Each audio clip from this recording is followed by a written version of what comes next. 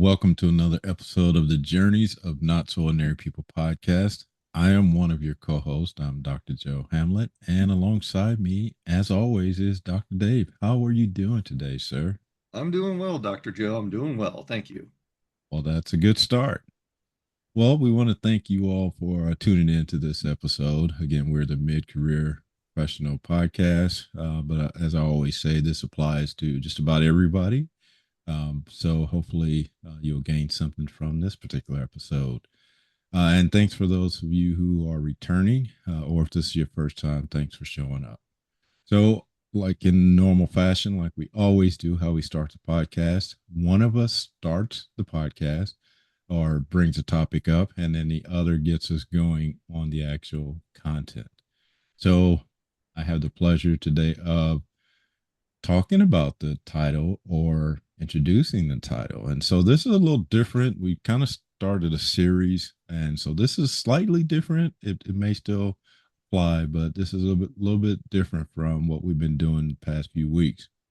So the topic for today is starting your own business. Many of you out there have considered that, thought about that might be a path you want to take. So starting your own business. Dr. Dave, get us started. Yeah, so the last couple of weeks we've been talking about things like, are you doing what you need to do? Are you doing what you want to be doing? Brainstorming your success, preparing for the best outcome. And we've mentioned maybe that you're that mid-career professional and you're thinking, maybe you want to step away from your business, your current career, or maybe start something on your own and dip your toe in the water a little bit and start your own business. We've mentioned that several times as one of the possibilities as a mid-career professional. So now we're going to actually discuss starting your own business. What does that entail? What does that look like? And I'm going to kind of back up in time a couple of years ago when I was doing military transition briefings for military members who are separating from the military and rejoining the general population or the civilian world.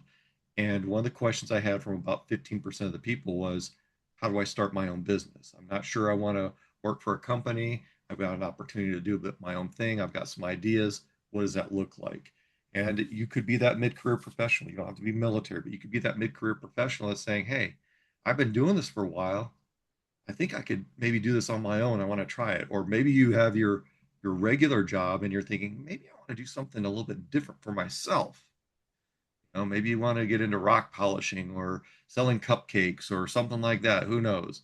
Do your own landscaping business, something to for you. And so we're going to talk about what that looks like. And one of the most important things is you already have that idea of what you want to do, landscaping, making cupcakes, polishing rocks, working on cars, whatever that looks like. But then you got the next thing that usually comes to mind, which is the natural progression of things, is what's the business going to be called? So, um, the easiest way to do that is to go to your Secretary of State name search, and highly recommend going to the .gov because there's a lot of .coms out there, .orgs. Go to the .gov site so you have the right site and do the name search. It's free, and see what names are out there. Business names are out there because I could do Dr. P's cupcakes.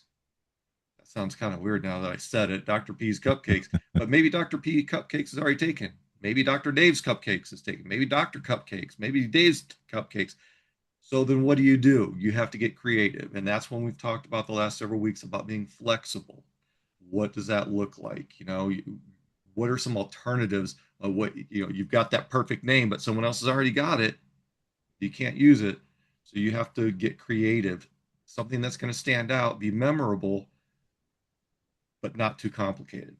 You don't want to say Dr. Dave, Southern Arizona, cupcakes are us delicacy, handmade, grown. It's like that's too long.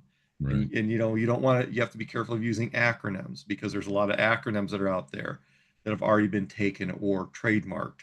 So that's where I'm gonna start this. You've got your idea, come up with a name, and then check out that name to see what's available. You might even want to go onto the national registry because there might be something listed at the national level. It may be a C corp or an S corp, which we're not going to get into, but those are bigger corporations which are much more involved. We're going to limit this to an LLC. So the LLC can be a sole proprietorship, meaning you're the owner, or it can be like what Joe and I have done, where we've created a proprietorship with two owners. They're managing partners, is what they're called. So that's the scope. We're going to keep this very limited in that regard. So I'm going to pause there for a moment. Dave, you brought up the first step, and that is to identify what you want to call your business. Do the search, make sure nobody already has it. One bit of advice I received, I went through actually a training on how to start a business, and years ago, and one of the first things they mentioned was, and I know Dave uses his name in his business, is not to use your name. Be, and the reason behind that was because if you sell it, you're selling your name, and so that's part of it. But at the same time, if that's what you want to do as far as a recognition legacy, then use your name. Because I'll be honest, I've got another business venture I'm thinking about right now, and it has my name in it. Because so I just throw that out there because again, if you sell it, it's going to be attached. That's going to be attached to that business, and it could be good or bad. So just keep that in mind. But like I just said, I'm going to go against that rule as well because the business I want to start, it means something to have my name attached to it. So just that's a thought. But yeah, thanks for getting us started and really thinking about a name. And Dave touched on some very key things. So one of the business I had that I started myself, I was real excited about the name. But when you think about the name, also think about, are you going to buy or create a website for that business? And like Dave said, if you got this alphabet soup of title or name for this business, remember people are going to have to type that out as well. If you know created a long, extensive name, and so I actually had to buy two domains, one with the original name, but I also created an acronym for that name as well. So I had to do that because it was a lengthy website. So that's something else to consider. Just, short and sweet is probably better. Something that's memorable, something that people catches their attention. But just really think about that.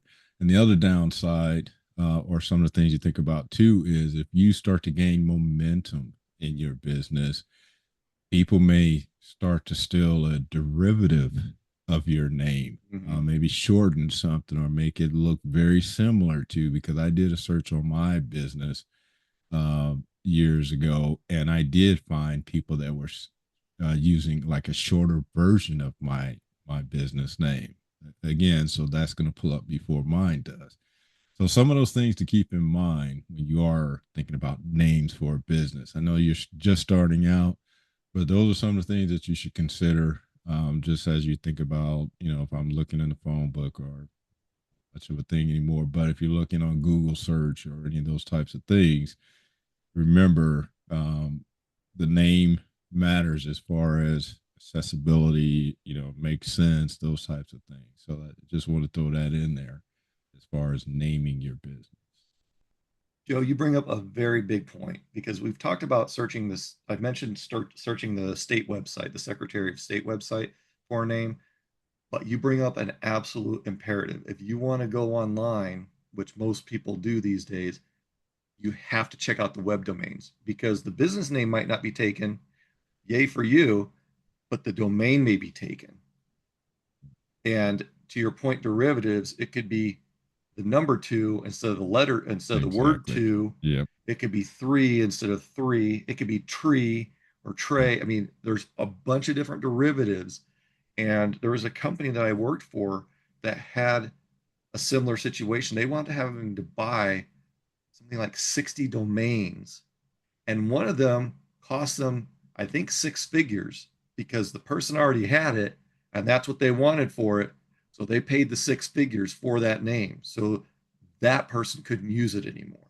So I'm not saying that you're going to be paying six figures, But when you start looking at domains and derivatives, some of them might be $5 for the domain, some might be 80 or 90 or $150 for the domain. So you have to kind of go in tandem when you're researching just the business name. Look at the state entity and then look at the domains that are available. And it could be as simple as the same name, but they do a .org, .net instead of a .com. And then you're buying those, which is what that company did. They bought .orgs, .nets, .coms. I think there may have been one or two other dots in there, but you know, those are things to be aware of because someone could be running the exact same business with the exact same name, and the only difference is .net versus .org. How does that separate you from them or them from you? And so there's also a little bit of research with naming conventions. To Joe's point, sometimes you don't want to put your last name in there. Sometimes you do.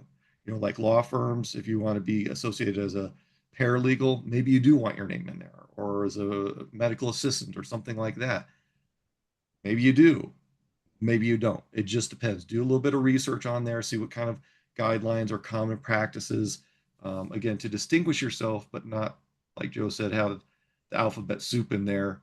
And, Joe and I kind of experienced that with one of our business names together, and we had to shorten it a little bit because it was just, I mean, the name is great, but if you shrink it down too much, there's probably someone else that already has that. So you have to kind of find a middle ground sometimes.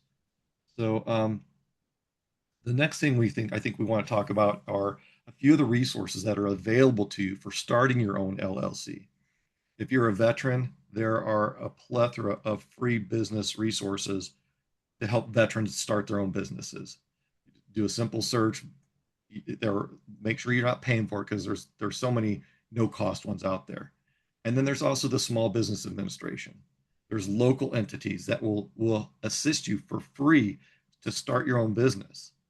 You're getting free business consulting at that point to start your own business, how to come up with the names, how to do the, if you're going to do a trade name or trademark, which is a logo, how to register those. So you got it registered as a trademark or registered as a name.